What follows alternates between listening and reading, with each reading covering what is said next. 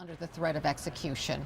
Well, let's talk about it all. Retired Lieutenant General Mark Hertling is a CNN military analyst. He's in Orlando this morning, and Carl Penhall joins us from London. Welcome to both of you. Morning, Carol. First to you, Carl. Good morning. First to you, Carl. How are the British reacting to the threat to two of its citizens?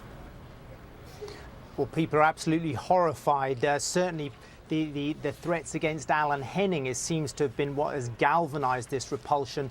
Why? Because he wasn't a journalist. He wasn't a trained aid worker. This guy was the cab driver. He was a taxi driver with a heart of gold, was persuaded by some of his Muslim friends to go out and take some aid to Syria. And he ended up giving up Christmas, family time and weekends to do just that. And now he's been caught. And so I think that a lot of Britons feel that this is every man, the guy next door who went out to do his bit. Now he's been nabbed. And this is what is horrifying a lot of people, Carol. General, the other video where we saw Mr. Cantley, who is a journalist, and as I said, he was clearly under duress while he was making this video supposedly on behalf of ISIS. What do you suppose ISIS's strategy is here? Because this is different from what they've shown the world in the past. Yeah, this is a mini-series, Carol. I think they're trying to expand their cyber war. That's what this is. And Carl will tell you, as you walk through the streets of the Middle East, anywhere in the souks and the markets, there are people selling videos like this to pull people in. There are internet cafes that are advertising these kind of videos, and now they're looking for the West to just generate support. And it's not just the support for those who behead. That's one category of the population. This is going to be a series of videos, as they've described, that are going to appeal to a different class of people. So they're trying to suck people into this horrific organization. And Carl, you brought up an interesting theory about what Mr. Cantley might be doing by, I don't know, agreeing to do this video.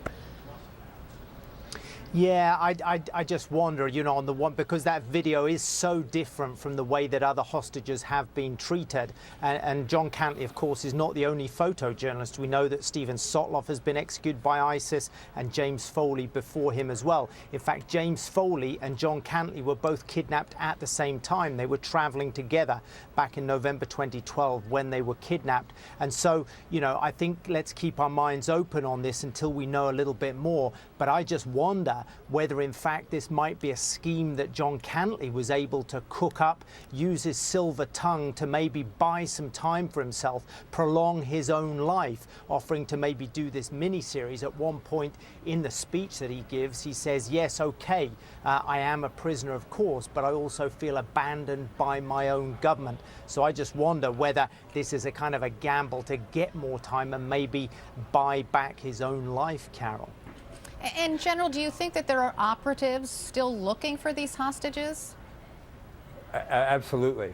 We are continuing, I think, as a coalition force, not only the U.S., but the U.K. and others, gathering intelligence to try and find where these people are holding these hostages. And I think there is the potential for future attempts at rescues. But again, we're gleaning every bit of intelligence from these kind of videos, and the more that are produced, the more intelligence we can glean. All right, General Hertling, Carl Penhall, thanks to both of you. I appreciate it. This is CNN Breaking News. All right, a bit more of breaking news to pass along to you. We have new details about a military investigation into the NFL. Yes, into the NFL.